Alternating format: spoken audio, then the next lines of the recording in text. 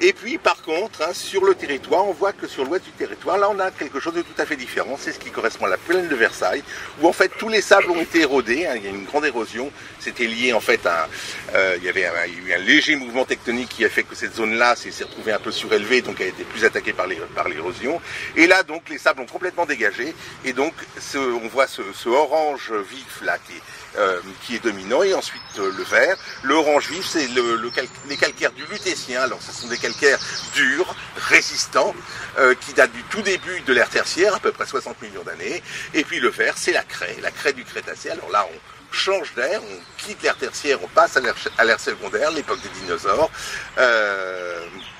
La craie dessous. Et donc là, on a en fait deux Versailles Grand Parc. On a le Versailles des sables, hein, des sables et des argiles, et puis le Versailles des calcaires et des craies, et de la craie. Et on va trouver vraiment des habitats et des espèces tout à fait différentes.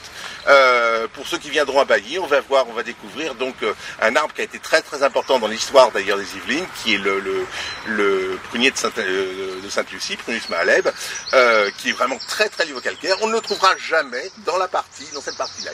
Il va marquer cela. Donc en termes de structuration écologique, on a vraiment deux entités séparées. Donc ce grand massif de l'Yveline ici, hein, donc qui s'étend au sud, et puis donc la plaine de Versailles, donc avec une dominante calcaire, qui va fonctionner avec la vallée de la Mauldre et en continuité écologique, donc avec la vallée de l'Eure d'un côté et la vallée de la Seine de l'autre.